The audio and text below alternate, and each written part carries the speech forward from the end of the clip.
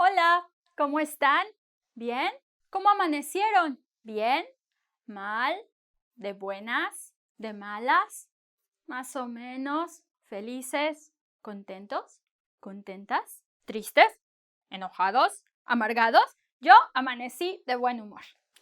Y amanecí de buen humor because today we are going to review a topic I like a lot. It's called gerundio. So, for example, in English, you would say, what are you doing? But you wouldn't say, what do you do? If you are asking a person what they are doing at that right moment, right? So in Spanish, we have something similar. And similar because we express the same thing with some changes, with some slight changes. So today, we're going to learn a way in which you can express what you are doing while you are talking. What you are doing, what's happening, what's progressing, what's developing while you are talking. And the scientific medical term is gerundio. In English, you would know it as progressive or gerund. Gerundio. I remember when I learned this, I was very young, and I remember hearing ando, yendo, ando, yendo, ando, yendo, ando, yendo. And I kept repeating that to myself because I found it funny. I hope you find it funny too, and you keep hear it in your ears. Ando, yendo, ando, yendo. Very well. We're going to see this in a minute. Okay, well, the way you express something that is developing at that moment is with this form. Now, it's a different thing than the present, right? For example, when you ask in English, what are you doing? You are going to answer maybe, I'm reading, I'm eating, I'm running, I cannot talk right now, I'm running. So you're saying what's happening right in that moment. If you say, what are you doing? I'm cooking. If you answer, what are you doing? And you say, I cook. Sounds weird, right? It doesn't seem that you are doing that. Like maybe, I cook every day. You need a progressive. You need that. Well, the same in Spanish. When you say, what are you doing? There are two ways in which you can say it in Spanish. You can say, ¿qué haces? The equivalent of what do you do? Now, I know in English it's not correct to say what do you do if you are asking that person what they are doing at that moment. But we say it and it's correct. ¿Qué haces? Now, another way to say it that is more emphasizing, that is an action that is developing, it's progressive, is ¿qué estás haciendo? ¿Qué estás haciendo? ¿Qué haces? Now, in order to answer to that question, it's really one question. There's just two ways in which you can state that question. In order to answer that question, you're going to use the present of the verb estar. Estar. Why not ser? Remember, because estar is the part that it's temporary, right? It's not a state, a long-term state. It's a temporary thing. So it makes sense that you're using the verb estar. So you're going to use the verb estar and you're going to conjugate it in present, estar. And you're going to say, yo estoy, tú estás. I'm going to go fast on this because if you're interested in learning this verb, then you can go and watch my video about ser and estar. Here we're going to know, yo estoy, tú estás, usted o él o ella está, nosotros estamos, vosotros estáis. If you live in Spain or you're planning to go to Spain, they say vosotros estáis. In Latin America, we use ustedes están, ellos están, ellas están. Now, you need this verb together with a gerund to express that action that is happening, that is progressing at that right moment. To express an action that doesn't really have a beginning or an end because you are saying it as it is happening. That's the interesting part. this way, the gerund helps us making it like it's happening right now. Because if you use just the present while you say it, yo cocino, it makes it a bit difficult to understand. There's a delay between what you're saying and what's happening. So in order to make it a match, you're going to use the gerund. Estoy plus the gerund. Now, how on cloud 9 do we do the gerund in Spanish? Very easy, muy fácil, súper fácil. Una de las cosas más fáciles en español. En español tenemos tres formas en que terminan los verbos, 3 conjugaciones. Los verbos que terminan en ar, los verbos que terminan en y los verbos que terminan en ir. ¿Sí? So, I'm going to put an asterisk because we're going to go this afterwards. Ar, ir. Caminar, pasear. Think about all the verbs in Spanish. They can only end with these 3 endings. There's no other way, right? But the gerund, no, you know, when you are, for example, when you are conjugating with the person, you have to change the ending. One of the magic of this gerund is that you don't have to do this. You can use the same ending for all the people. Oh, qué fácil. Finally, something so easy in Spanish. Yes, do all of them, Ana? Yes, do all of them. So, for example, if you say caminar and you say yo estoy caminando, tú estás caminando, él está caminando, and then it's all the same. The gerund is just the same. It's so easy because of that. So let's say, how do we form the gerund? Your gerund. Remember I said ando, yendo, ando, yendo. I said it because, let's see. We have these are, the verbs that end with are. What we're going to do is we're going to drop this are. A-R, drop it, throw it, step on it, forget it. And then you end up with camin, con la raíz, the root, camin. Hi, what happens here? You're going to use ando. Ando. Look, my arrow, so pretty. Arrow with a ball. Ando. So you're going to put caminando. Huh? Oh. Think about pasear. Think about pasear. Pasear. What are you going to do with the AR, with the R? I cannot hear it. Yes, step on it, drop it, forget it. And you're going to say paseando. Oh, so sweet. Pase. And because we dropped the ending, the R, paseando. You see? So you're going to drop the ending, step on it, and instead putting ando. Now, though that is, I'm going to get my eraser. Very, very clean today, my eraser. I'm being sarcastic. Sarcasmo. Muy bien.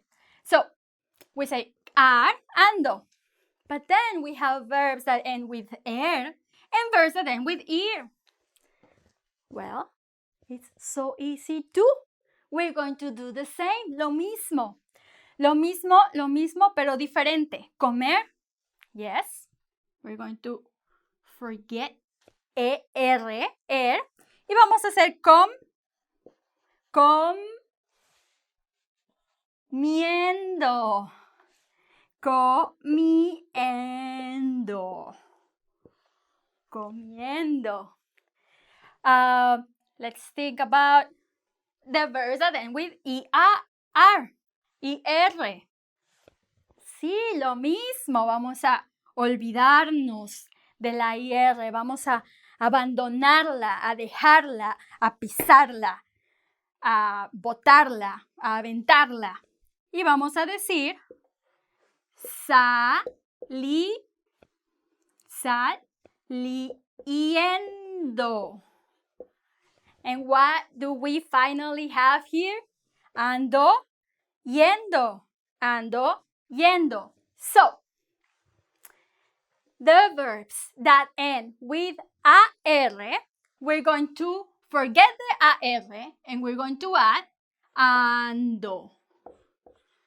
And the verbs that end with ER or IR, we're going to cross it, drop it, and we're going to add iendo. Now, of course, I think in all languages, although they say in German, everything makes sense, that there are no exceptions. I don't know, I don't speak German.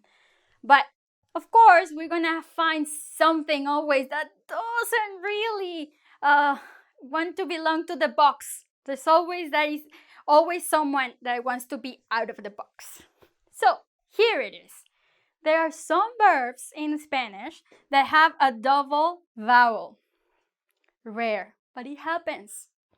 It's like one of those illnesses that has like 1 in 1,000, something like that. It's rare, but it happens. How do you do it? Well, we're going to see. Instead of it makes sense. Look at it. Leer. It ends with er, really, right? So imagine we did the same as this because it ends with er, right? Er. Imagine we say leyendo. Yo estoy leyendo. Well, unfortunately, we don't do it like that. And it makes sense. Why? Because it's kind of a weird leyendo. Instead, we put a Y. Leyendo. So you're going to add a Y whenever you see a verb that has double vowel. You're going to break the twins. You're going to make them fight. Because you're not a nice person, you're going to say something to make them fight. Separate them. Split them. And then you're going to not follow the rule, but add a different rule. Instead of putting iendo, you put it yendo. If you were in Argentina, you say yendo, leyendo, estoy leyendo. Es que estoy leyendo, mala leche. You sound very sophisticated. But you can just say estoy leyendo, no leyendo, estoy leyendo. ¿Por qué? Bueno, porque tiene dos vocales juntas. Las vamos a separar y vamos a poner yendo. Muy bien, suficiente. Now, why am I telling you all this story about the gerund? It's gotta make sense, right? It's gotta have a context. Well, once we have learned how to make it, we're going to use a way to state something that is happening right then when you are talking, something that is progressing, using this. How? The doctors of the language doctors call it perífrasis verbal. But hey, let's forget about that term because it sounds already complicated. It's really when two verbs are together. You join two verbs, sometimes more than two. So they make something together. Here, we're going to use the verb estar and the gerund of every verb you want to express something that you are doing right then. Yo estoy caminando. Now, imagine someone calls you. Te llama en tu teléfono celular. Trin, trin. Bueno, sí, ¿qué quieres? Oh, that's rude. ¿Cómo estás? That's nice. And they ask me, ¿qué estás haciendo? I'm going to say, estoy enseñando. Estoy enseñando mi clase de español. I'm teaching right now. Maybe I'm walking. Estoy caminando. Maybe I'm running because that day I felt like I wanted to exercise. Estoy corriendo. Maybe I'm cooking. I love cooking. I actually really like cooking. So I say, estoy cocinando. Estoy durmiendo. Well, that's weird, right? Because you say estoy durmiendo, then you're no longer sleeping. But you can say it like, oh, estoy durmiendo, ¿para qué me llamas? What do you call? I'm sleeping. Estoy durmiendo, ¿para qué me despiertas, Juan? Entonces, you're going to say, estoy paseando, estoy leyendo, estoy saliendo, I'm leaving, estoy saliendo de la casa. You have to express it in that way with this gerund, ando, yendo. So you use the verb estar, and then you use the gerund of every verb. And how do you make a gerund? I already told you, and it's very easy. So you don't have any excuse to not learn this. Muy bien? So don't blame on me that if you're gonna that if you don't pass your exam, that means you didn't study and you didn't listen to this class, and I'm going to give you some specs because it's not right. Very well then. So in Spanish, we use the present, right? For many things. For example, instead of caminar, I could say yo camino, right? But camino, it's in the present, but it's not a gerund. It's not progressing. That means yo camino todos los días. Yo estudio todos los días. Yo como todos los días. Yo leo todos los días. The difference is the simple present is to state things that happened every day. Look, your habits. To use the gerund is to express something that you are doing. And that is why we use it. Because in Spanish, we lack that way with the present. Yo cocino is not the same as estoy cocinando. Estoy cocinando it's just reciprocal. It's like while you are talking, it's happening. Do you understand? This present doesn't really express that.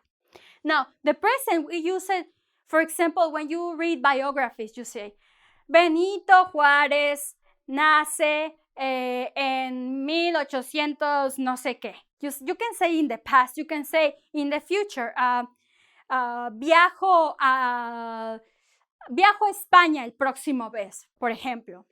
It's not true, but viajo a España. You can state different tenses with the present, right? Because you can always put a time, tomorrow, yesterday, in 1922, right? So it doesn't matter that you're using the present, right? Because you're telling the person who is listening to you or you're talking to where in time that action is happening. But this is happening. Now, there is an exception where you cannot use it, and that's what happens when you speak English. See, my friend Ruben, mi amigo Ruben, he plays music. He's from Cuba and plays music. And he always says, when I see him, I say, oh, where are you playing tomorrow? And he says, estoy tocando, I'm playing, estoy tocando mañana en el convento no sé qué, en la zona rosa. Ruben lived in the US for many years, so Ruben is using an English way to express that. He shouldn't say that. Now, I'm not gonna be like, oh, Ruben, look, your grammar is wrong, look. But I want to give you that example so you don't make that mistake because you speak English. You cannot say in Spanish, I am playing tomorrow downtown in the flavorful convent for salsa or something like that, right? I am playing tomorrow at 8. You cannot say that in Spanish. Estoy tocando mañana. ¿Por qué? Bueno, porque, como te dije, because as I told you, this is for things that are happening. You don't know the beginning and you don't know the end because they are happening, they are developing. When Ruben says, estoy tocando mañana, he's making this a progressive, actual, current action in a futuristic way. He's really talking about the future. So, Ruben can use yo toco mañana in present simple. Yo toco mañana, because as I told you, present simple in Spanish, you can use it if you use time frames. Yo toco mañana a las 6 de la tarde. Yo voy a tocar. I'm going to play tomorrow. Yo voy a tocar mañana. Or the future that almost no native speaker uses, yo tocaré mañana, the future. It's such a shame that we don't use it so much because it's so easy to learn it. But we don't use it so much. Voy a tocar mañana. Yo toco mañana. But nunca, never, you're going to say, estoy tocando mañana. Rubén está tocando mañana en tal. No, incorrecto. Muy bien. This combination with the verb estar is only to state current things that are current actions that are developing while you are talking. And it's a very native Spanish speaker way of saying things. You will rarely say, I cook, if you are cooking at that moment. You will rarely say, I read, if you are reading at that moment. You will say, estoy leyendo o estoy cocinando, estoy caminando, estoy, whatever the verb, whatever the action you're doing, dropping the ending and adding this to the are verbs and this to the and ir verbs. And remember with the Y, with the ones with twin vowels or double vowels because they don't have to say, they have to be twins. Muy bien. I think I am finished with my lesson. I hope you enjoyed my lesson. More importantly, I hope you learned. This is such a useful topic. I cannot tell you how much. You are going to really speak like a native speaker if you learn this way of asking things and responding to things that are happening currently and progressively.